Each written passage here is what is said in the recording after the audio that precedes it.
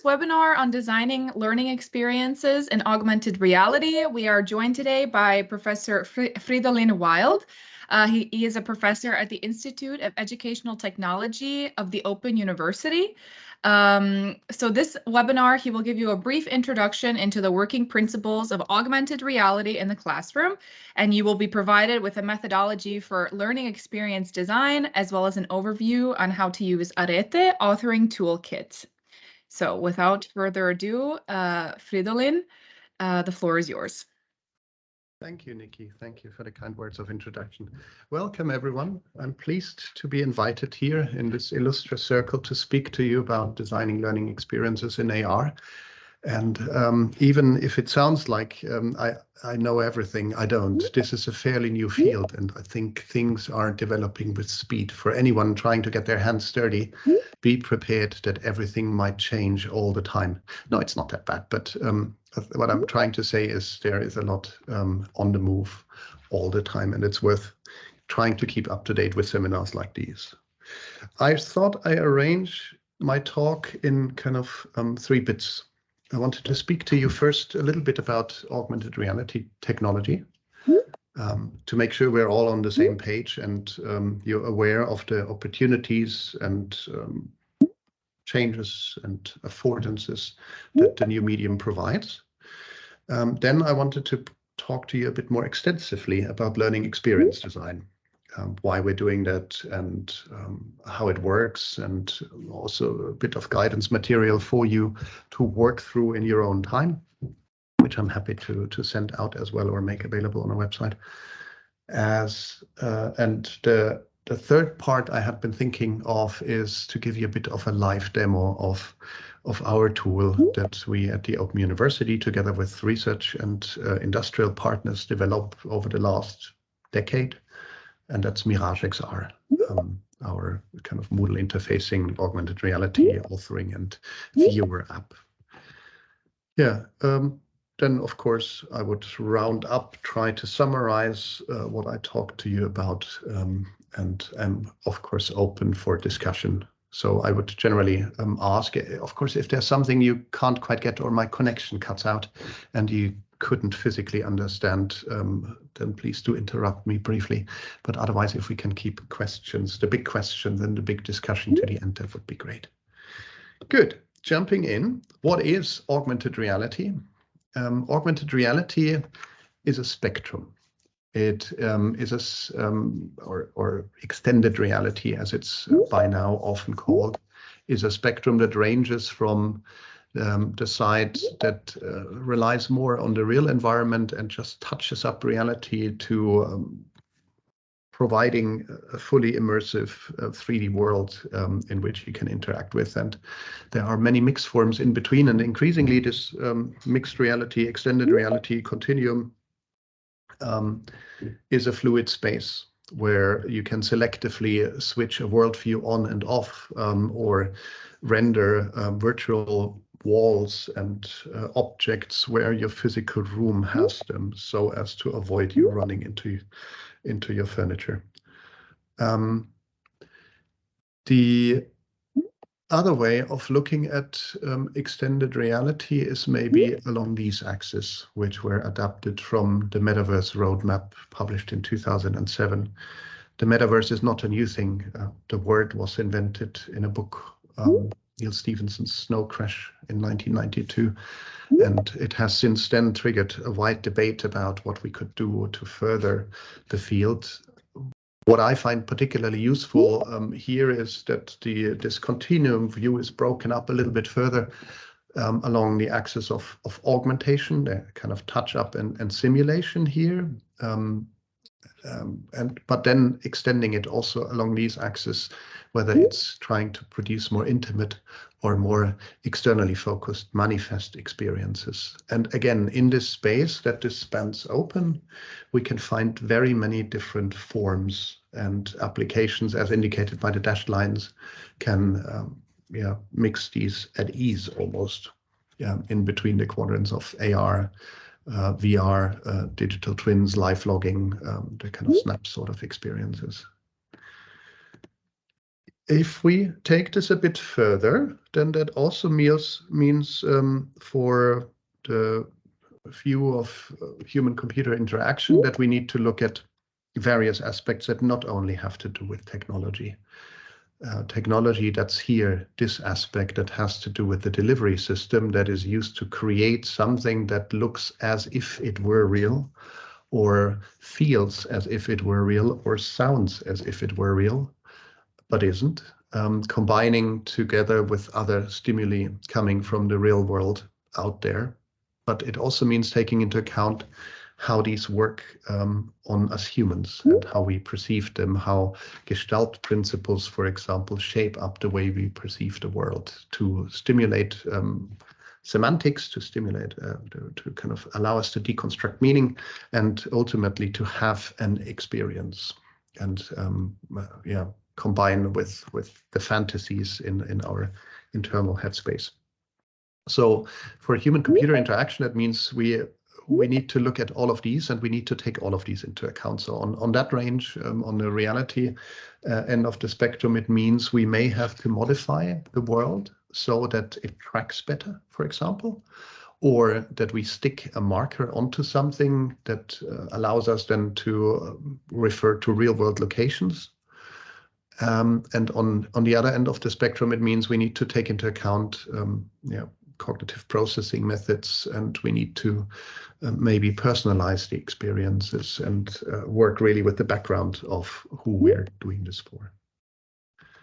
Technically, there are a lot of subsystems involved in delivering augmented reality, from sensor capture, for example, if it's done on a mobile phone through a video feed, to tracking, to identifying objects or locations in that video feed in 3D space, locating something in the 3D world, analyzing then, understanding what that means, for example, automatically figuring out that a chair is a chair and working with that, merging it with user interaction, allowing people to manipulate things, to trigger something to happen, and then preparing the rendering and delivery on the various delivery systems that are available. So that requires then post-estimation, figuring out where something is, what orientation it's facing, and scheduling how a scene should be modified and displayed, and then natively rendering this on different devices. That sounds quite technical, and as promised, I said I will do this quite technical here. Maybe jumping over to this, it is noteworthy that this complexity is usually hidden away these days, or increasingly, but then again also not. It depends very much on what type of delivery system you produce augmented reality for, and there are at least those depicted, probably something that by now has emerged that we're not aware of yet. Most people think of handheld displays, of mobile, when we talk about creating and using augmented reality for learning, but there are other interesting forms. Head-mounted displays are slowly something that becomes quite affordable, especially with the more mixed reality headsets kind of going into the mobile phone price range of a couple hundred euros, dollars, pounds, with the high-end devices still costing like an expensive computer. Retinal displays are on the far horizon, and some visions like the fantastic novel, if you ever have a few hours to read, Rainbow's End, depicts the future, how it could come, and is a ravaging, engaging story to read. But that's still quite far. Other mixed forms like head-mounted projectors haven't really made it, or handheld projectors are only serving their life in museum contexts. Similarly, spatial see-through displays, fixed installs displays through which you see an augmented world are quite rare. And the example to make in that context is probably more the London bus stop, where you can see a tiger crouching up on you that isn't there in the real world. Immersion spaces with spatially aligned projectors, however, are becoming more and more a thing at university level, and I think it's only a question of time until that penetrates also into the school space. Yes. This is an example of how this far distant delivery devices may actually look. This is from a real prototype developed by Mojo Vision for contact lenses, which is still a way to go until that can ever get into consumers' hands, and is still monochrome, has issues with charging and whatever not. But who knows? 10 years down the line, things may get very small and almost invisible to us, allowing us to experience alternate realities as we please, as we go along, without anyone noticing that we ever have this augmented worldview on a lens.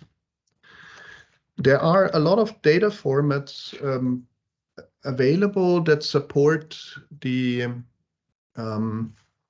making and exchanging of augmented reality learning experiences. A key standard in that context is in the IEEE and the Standard Association of the IEEE. So that's also the people who, for example, made the Wi-Fi standard and the Ethernet standard and whatever else, which encapsulates how we store augmented reality learning experiences as data models, which consists of a description of the activity and a description of the environment, and then allows to load these, save these, and create authoring tools. And that's also what we will look at it in the practical part, how we create, with the help of these data models, learning experiences with MirageXR, the reference implementation of our standards working group on AR learning experience models. What does this make possible to exchange? Just a few fancy examples of what we will see more and more in the future. Here's an example of reusing motion capture data. Adobe Mixamo is a free online service where you can upload your own 3D scans of people. This one here was produced with a hand scanner that a few years ago cost a couple of €100. By now seems to be almost integrated for free into the new Apple iPhone, iPad range, if you have the right app. Doing such a scan also then with the textures is a matter of a minute, and then animating it with a pre-recorded repository of animations is then a click of a button. So this is something I could never do in the real world, ever probably, but my body backup that you see here can break dance at ease using this motion capture data. So that's one of the technologies that are increasingly getting into the consumer space, so that you can, with easy to use tools, create stuff like that. I'm sure we'll see very exciting developments here in the future. The second service, so to say, for production is noteworthy, and that's photogrammetry. Scanning 3 objects with a 3D scan becomes cheaper and better. So this here is from NVIDIA, an example. They invented a new technology that lets people create 3D models basically with a short video feed. There are many others out there that are aiming for the same services. Apple has some tools. If you check the app stores, you can find probably a gazillion more by now that allow you to very quickly scan 3D models if you want to work with them. A bit more on the horizon, volumetric film. That's more the studio experience that we are preparing at the Open University with our new OpenXR studios. that allows to film 4D, 3D over time, and then use that in coding applications. Yeah, very exciting. But to make use of that as a teacher, we need tools that are understandable, easy to use, and we need methodology for learning experience design. So now over to the second part of the lecture, learning experience design, looking a little bit in the background and methodology of how we can structure AR learning activities in a way that they help learners to achieve learning outcomes and engage them in a satisfying way. Experiences should not be mistaken for education. In the words of Dewey, genuine education comes not necessarily about through experience, or let's put it like that, not every experience is a good one. So it depends on whether you have a good experience and whether that experience also helps you build a basis for future experiences, so that there's this cyclic element included in that. It's of course obvious and easy to judge whether an experience is satisfying and engaging. It is, however, not easy to figure out whether it serves having better future experiences. So the educational aspect is rather tricky to figure out, and that's why also in the future it will require professionals, meaning teachers, learning designers, and the likes, to create good educational experiences. I quite like that statement that Dewey said back then: the central problem of education based upon experience is to select the kind of present experiences that live fruitfully and creatively in subsequent experiences. So the kind of eureka moments had, the memorable experiences participated in, big ideas celebrated, inspirations found. That, I think, characterizes quite nicely what we would strive for if we do experiential learning. It has a background in some 1990s literature, the idea of experiences, and using that also in the computer sciences as a metaphor for how the economy works. And Pine and Gilmore quite nicely differentiated 4 ages of economy in their famous piece about the experience economy. They said we have commodity, goods, service, and experience economies. Commodity, the perfect example here, and I'm deliberately doing that with something else so it's easy to understand. Coffee beans are a agrarian resource that extracts something natural, which by nature is fungible, and can be stored in bulk and so on, and is then consumed by a user. The equivalent of that in our context probably is a lecture recording, which is raw, extracted, and if you don't do anything to polish it or make it more accessible, consumable, is merely a commodity. That's different to the good. Goods are products that can be itemized, that have features and characteristics, that can be standardized, that in our context probably are best described with the example of an interactive ebook. An interactive ebook can contain some video material that was recorded, but is typically curated, edited, planned, has competitor products that are exchangeable if they are adhering to the same standards or trying to go for the same competencies that they're written for, and so on. The service economy then is again slightly different. If you have been to an everlasting coffee diner in the US, you know what I'm speaking about. Service is what we pay for. It's when we get the coffee brewed and served, and where we deliver something intangible to a client rather than speaking of user and tangible things. The best example in that context maybe is a LMS or a micro-credential here. That's one of our online courses at the Open University, online teaching, creating courses for adult learners, part of a stacked online master program that you can consume in this FutureLearn micro-credentials platform. But again, has of course the other ones integrated, has goods, has polished goods in form of products included, but has service here as well.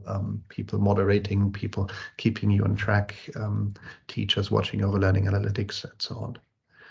This all differs, and if we stick with the coffee example, from experience, from the economy of experience, where you're treating yourself to something special. So where the economic function is the stage. It's about memorable experiences, personalized experiences that are revealed over a duration to a guest. Yeah, that's, I think, describes quite nicely the different ages of economy that we see and that are certainly taking place right now. Doesn't mean one replaces the other. It's more of a adds value. One includes the other, transforms into something else. And that is something that we need to account for when we design learning experiences. We live in a time in which this is an objective, in which this is what we do in other areas of life. And if we account for that in education, then we can use it to the advantage of our learners. We can turn our users, our learners, to participants, and we can think of designing experiences that blend into one's Lebenswelt and allow living in it. So there are some other pointers here. That's for designing participant experiences from Chehimi. Think about the outside world, people, places, objects, and ideas, and how that can be connected through inspiration with the inside world, where it's about perception, social behavior, emotion, senses, cognition, motion, and interaction. So a bit more hands-on now. How can we make use of this idea of a experience economy, of designing learning experiences? One good way of doing that is follow the design thinking methodology that many of you may have encountered in the past. It's quite nicely depicted here with these 3 stages: understand, explore, materialize, or the 6 steps: empathize, define, ideate, prototype, test, and implement. I'll speak a bit more about the first 4 because those are the ones that you need to develop AR experiences, whereas then the last 2, test and implement, have more to do with following up whether it achieves what you want to achieve, testing learner satisfaction, and thinking of change management and revising policies and the likes, or mere delivery. But I'll focus more on the production aspect. If we look at those 4, the first 2 have to do with defining clearly what you want to design. What is the learning experience that you're going for? And for that, you need to understand who your users are.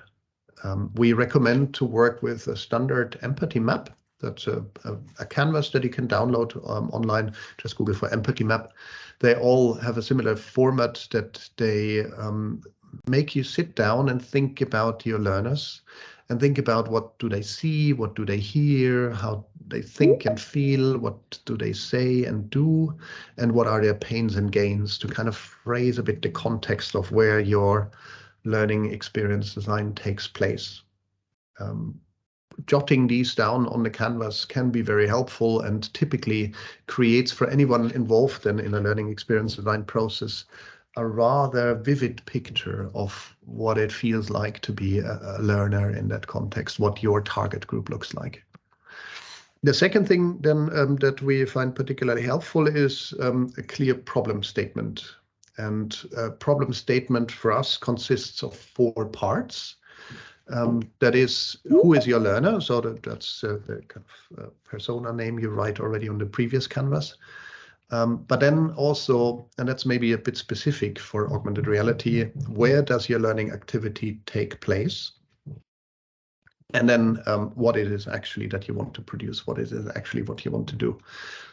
What's the learning need? So what are you trying to satisfy? What is the activity? And what are you trying to achieve with that? Or what are your learners trying to achieve with that? What's the intended learning outcome? Writing down these 4 items will guide then the further development on the prototyping and implementation stages on this 6-step design thinking process. When we look at the next 2 steps, and that's ideate and prototype, a good source of inspiration I find can be Bloom. Bloom, and there are some other Bloom taxonomies which are also worth a look. Psychomotor, for example. But just sticking with the classic cognitive process domain, Bloom foresees that we can have in kind of a pyramid scheme 6 levels of cognitive processing, from remembering to understanding to its application to analyzing, evaluating, and creating. So from kind of more passive consumption to more active creation, 6 levels that can be supported. And then if we look at the types of knowledge, which is also, of course, simplistic reduction of what cognition and learning really is, but still useful, we can look at factual aspects, conceptual aspects, procedural aspects, and metacognitive aspects. So metacognitive, like learning to learn and things like that. This is useful, and in each of these intersections, we can see now an action verb, which can be useful in guiding the refinement of your learning activity when you plan that. So I'll jump over to that first. We developed a new, we call it activity map canvas, where we recommend to break down your learning experience into task stations. Task stations are logical steps of an activity, but also physical locations at the same time. I've put a screenshot here of MirageXR, so you can see what that then means in the implementation. Each of these is symbolized with one of these task station diamonds. So it's a fixed location in 3D space in your room, in front of your electronic microscope, in the lab, in the break room, wherever it takes place. But each of these has a fixed location, which can be the same for some steps, but not necessarily has to be. Sometimes the location matters, sometimes it doesn't. Sometimes the location is just to make sure that you can see things properly and they're not overlapping with something that happened in the previous step. Or sometimes it's used only to make use of the memory palace principle. Memory palace principle meaning, you know, the ancient Greeks had this idea of you can segment things cognitively so that you can memorize like an endless sequence of numbers by putting number 1 into your childhood bedroom, number 1 under the bed, number 2 into the desk drawer, number 3 on top of the picture, and so on. It's a powerful principle. Chunking, it's called in different contexts, that allows us to remember things better and create more memorable experiences. So that's a principle that we're taking stock of in the creation of the activity map. So when we design a learning activity, we think of of placing, where's the step? We think of chunking, and we think of building it into a story arc, building up with these chunks, our story arc. We, of course, have a beginning and an end. The beginning may have to contain some instruction on how you get started, or if you need to do something technical, like where you need to place a specific calibration marker, like exactly to the left of your electronic microscope. And the end should also help cognitively with that transfer to make people think and reflect, or maybe even get active, switch to edit mode and summarize something. There is a wide range of augmentations available, and I've listed a bit of literature here for anyone of you who wants to read up on that. We can think of many learning design micro models, if you want, or instructional design methods, as we called it in the publications, that you can use to create AR learning experiences. Just to pick one, that's one of my favorites, Ghost Track.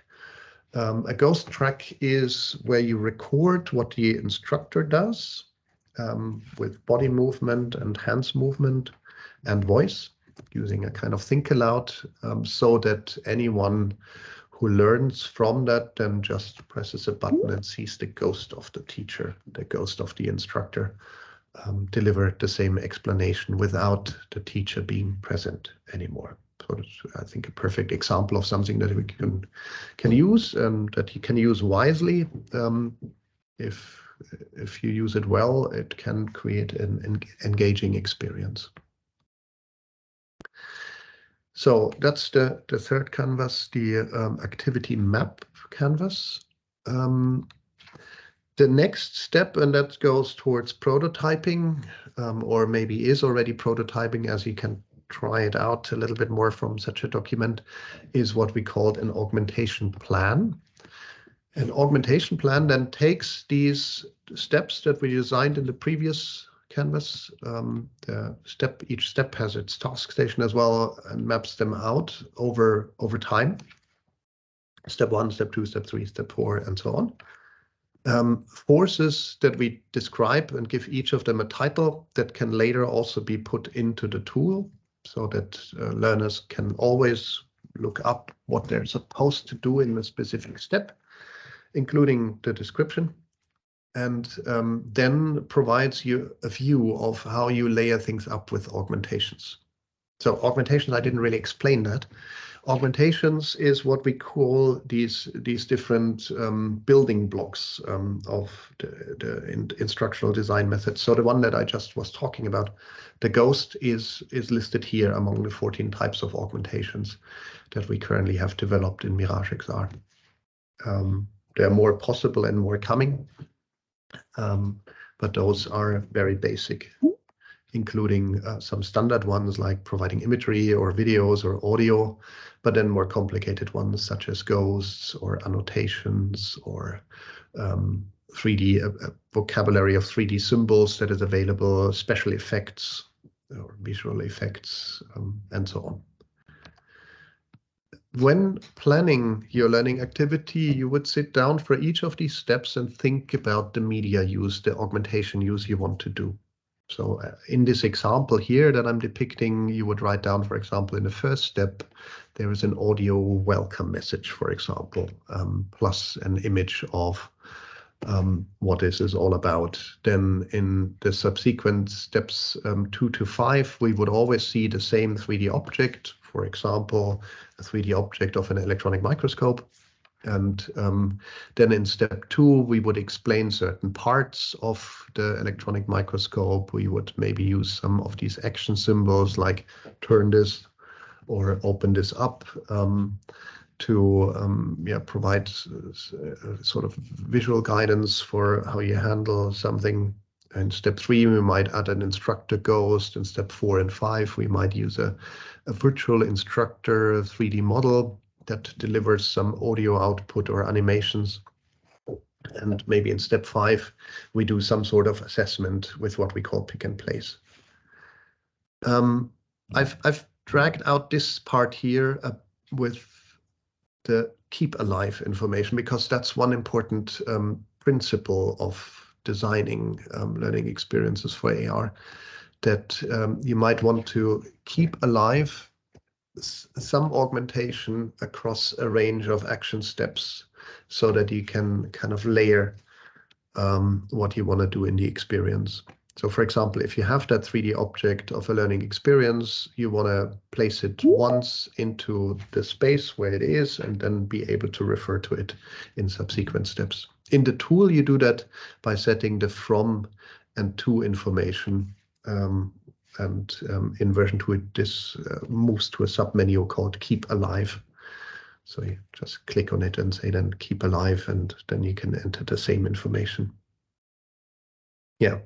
Another important principle I wrote down here is layering, so that you start with some basic content, kind of rather coarse, and then develop your learning experience over time by adding and enriching and maybe redesigning, changing something.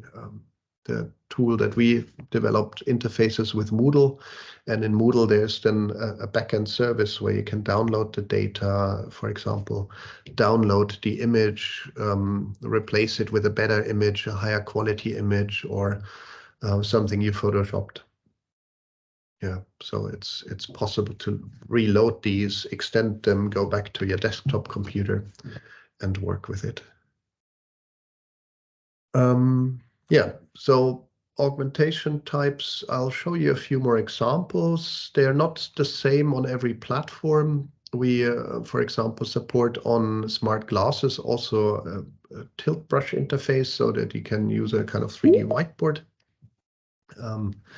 But it's not supported on non-hands-free devices on mobile phones because it's just not working like that. You can't move your phone around like you would do with tilt brush, where you just paint with your hands.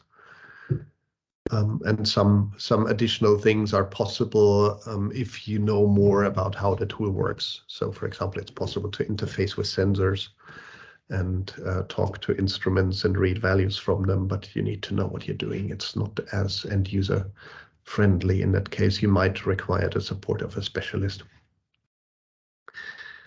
Good. Final idea that I think is quite practical and at the same time methodical.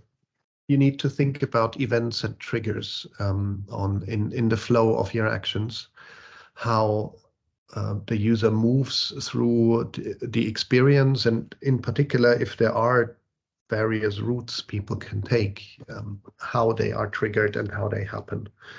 For example, here is a action symbol where you could, for example, allow or highlight something, add then a time gaze trigger, and that means when the user is facing head on with the mobile phone on that location where the highlight is, a little progress bar appears, and if 1 second, or in that case here 3 seconds, have passed, it completes and launches off to a different step.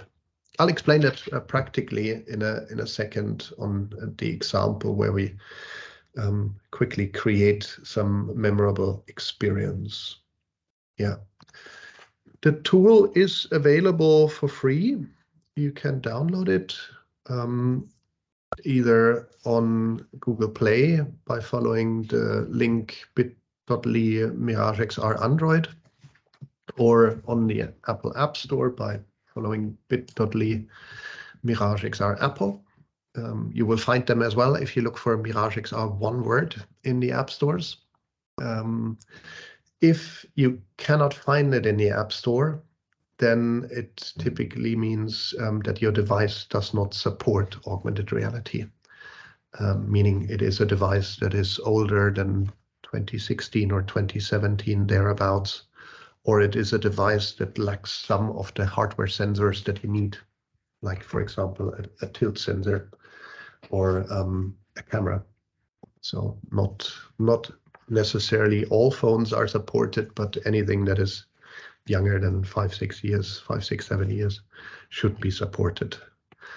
You might want to sign up for the community server also, because on the community server there's a little introductory course available for anyone who wants to get a bit more into learning experience design and using that with your own students.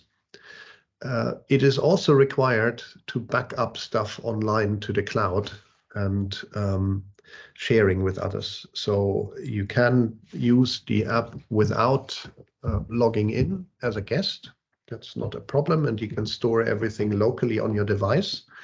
It is restricted then to that single device. If you want other people who also have the app, like students who have their own, bring your own device, to access your learning experience, you have to mark it as public or put it into a course in Moodle.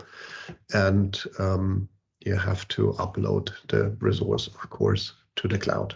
Otherwise, not happening. One thing that I'll show in a second is, which you also will need, is a calibration marker. So that's something you print out and stick to where your activity takes place. So I'll quickly make an example in the brief remainder of time we have. And that should be coming through here. Yeah, so this is an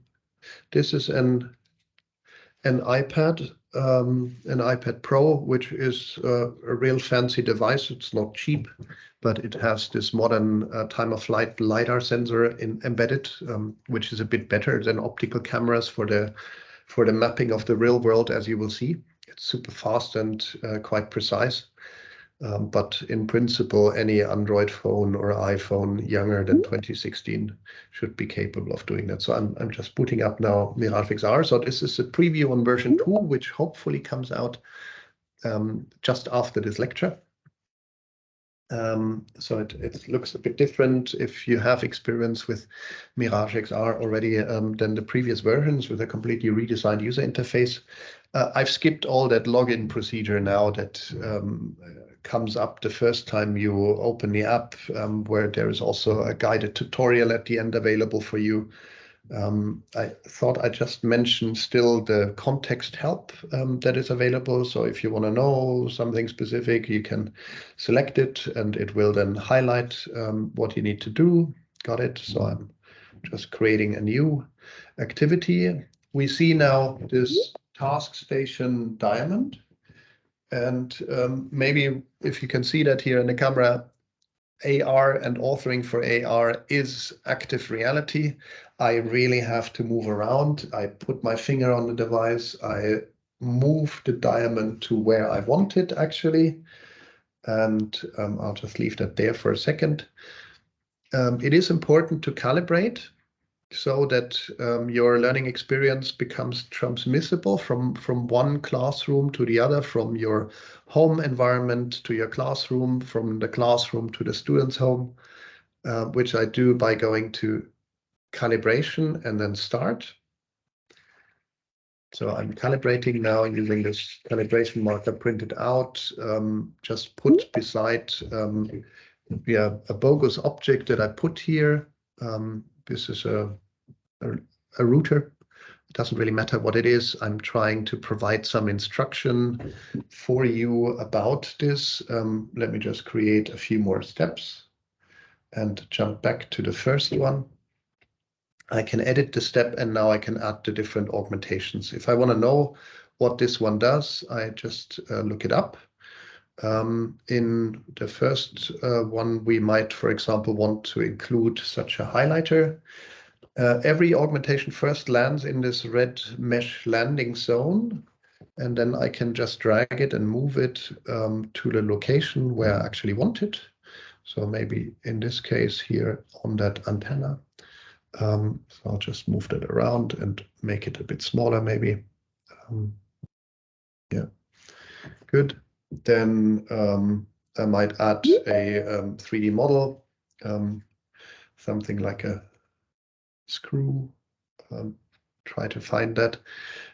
For interfacing with 3D models, you need to create a sketchfab.com account, which you then can log in. So this is my username and my password. I'm just logging into Sketchfab, and then I have access to like couple 100,000 free models and additional models that I can clear for pay in a large maker community. Yeah, that seems to be a model. Yeah, this is really live. This seems to be a model that hasn't set its anchor point correctly. So I'll just find a different one that works. Model. Let's take one that I know will definitely work. Here is a 3D model of a Mars rover. Yeah, I'm placing that here. I might now want to add, for example, a label that says Mars, and I will jump to step 2 whenever the user focuses on that. I'll show that in a second, and I might do a second one to really have a choice that jumps to step 3 and says moon. Time gaze, all active, gaze duration 1 second, and I'll move that about as well. Maybe add an audio explanation. Where does this vehicle go? Which I added here. It's playing now in the background. I hope it's not too annoying to you. If I now preview my activity, then I can see what it looks like to the user. So I see here all the 3D elements hanging about. The tracking is very, very stable, as you can see. And if I now select between where does it go, to Mars or to Moon, to Mars, it will jump to the second step.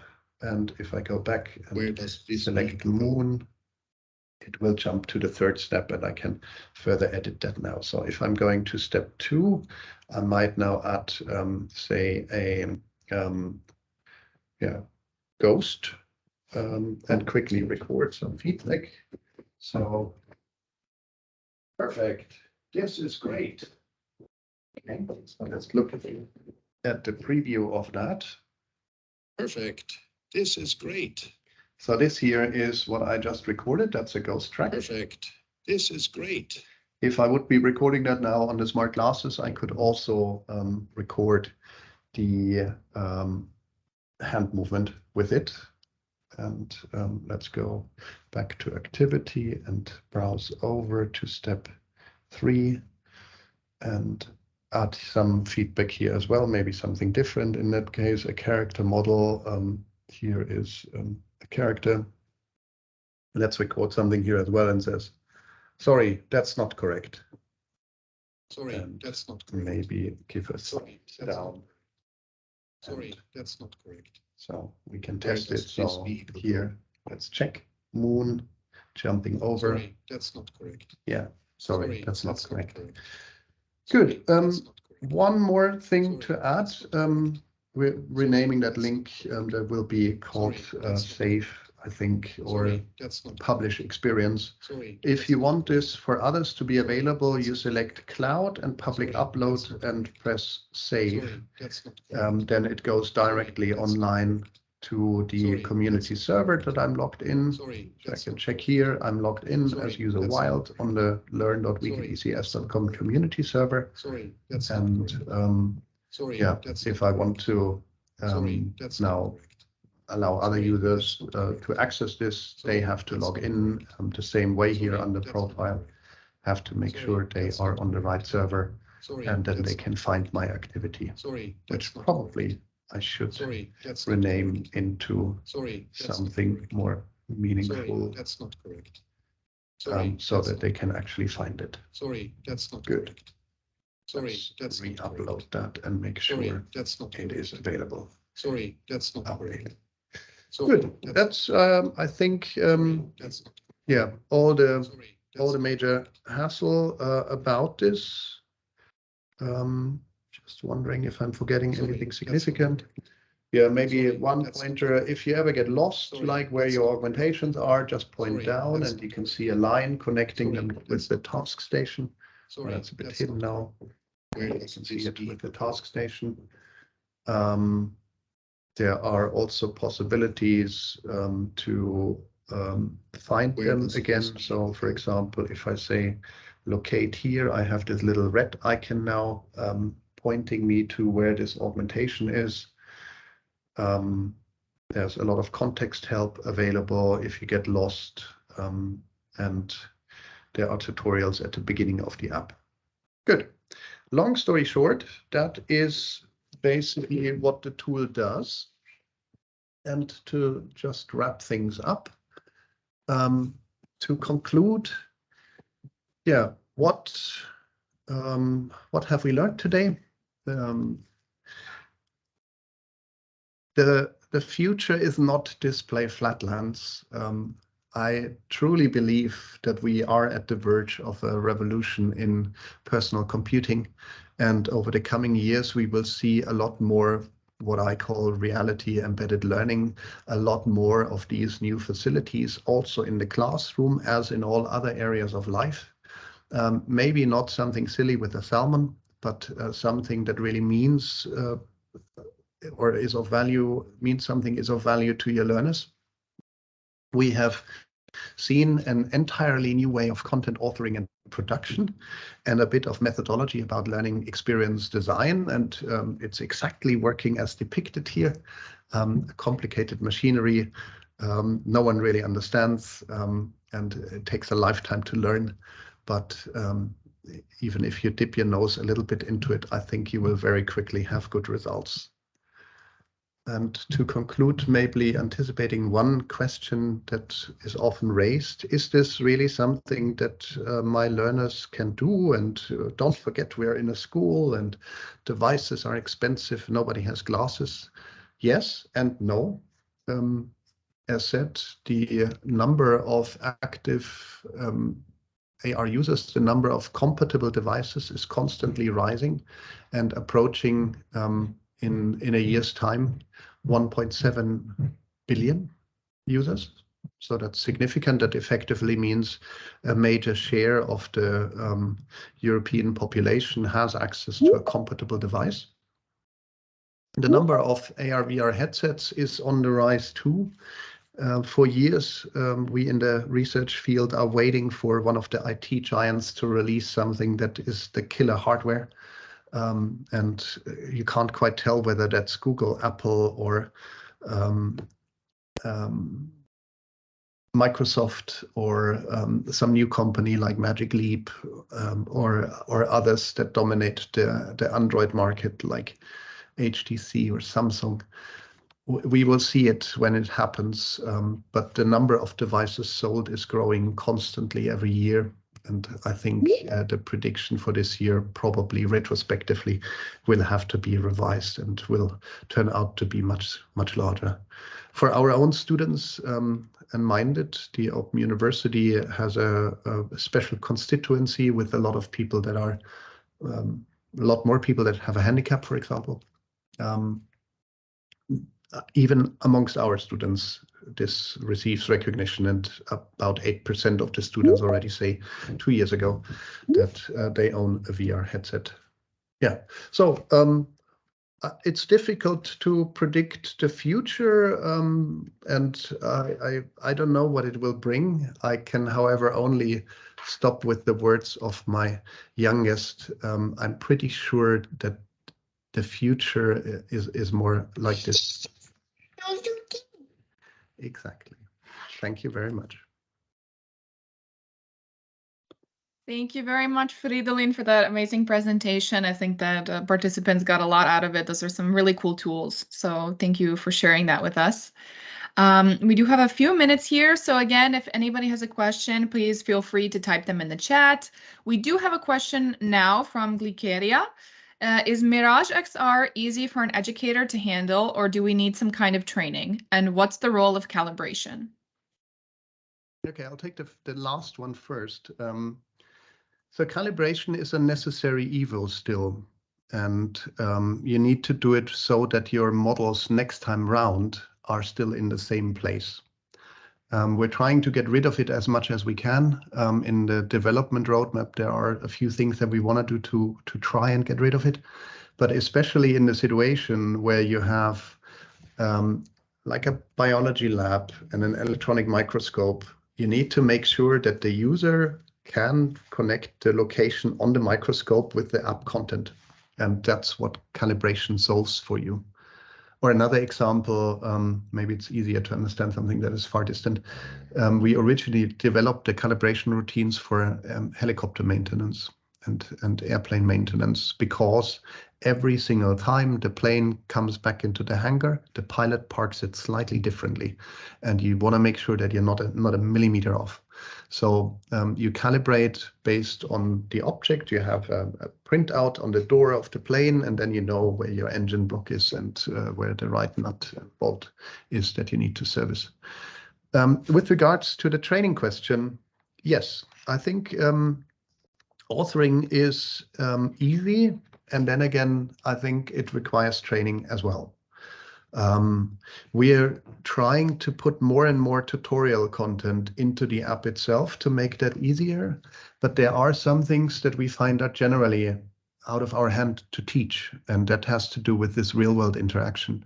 What I recognize very often, very, very basic things, what I recognize often with teachers is when you explain how do you use that, everybody gets that, but they stand then still in place and try to move the task station diamond on the screen. And it's a 2D screen for the 3D world. It doesn't work like that. You have to put your finger on, walk to the target location, drop it there. You need to think of this limiting device more as a kind of active reality enabler. And yeah. So there are some things I think that are out of our hand as learning tool developers that have to do with, this is AR, this is a new medium, we all need to learn it, and we can't take on the burden for everything.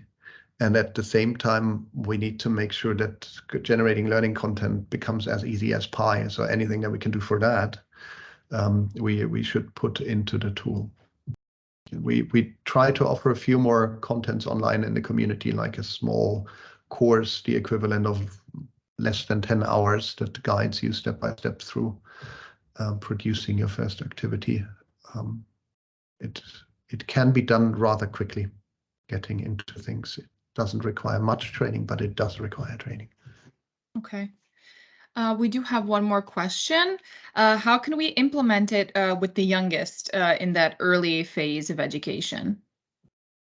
That would be nursery, age 2? Well, it doesn't specify in the question. Leticia, it's your question, so you can tell me if I'm wrong. But I'm thinking 4 to 9, around that age range. Primary school. Yes. Yeah, so I guess every age group comes with its challenges. We find that in ARETE, we looked at that age group also, that especially character models seem to be particularly popular with teachers in what they think is appropriate, and seemingly also seems to please the learners. So we have developed a range of character models together with CNR, the Italian National Research Center, the unit that is responsible for didactic technologies. That is an alien that you may have briefly seen when I flipped open that character model page. So there's this alien with different antennas, and there are a couple of more comic-like character models available that can be used to teach stuff. And we have successfully used it to teach positive behavior intervention and support. So the kind of using AR units to explain how to behave positively in school. And that works well and is pleasing. So I think every age group requires different mixes. And I don't know, it's probably also subject matter dependent. Just experiment and see what agrees with you and your target group. Okay, well, I think we're about reaching towards the end here. So thank you once again, Fridolin, for taking the time to make this great presentation. And also thank you to everyone to spending an hour of your afternoon with us. Again, this is being recorded, so it will be uploaded to YouTube and put on social media within a few days. So you guys will be able to rewatch the webinar there. And I think that's about it. Hope you guys have a great afternoon. Thank you, Nikki. Thank you, everyone. Bye for now.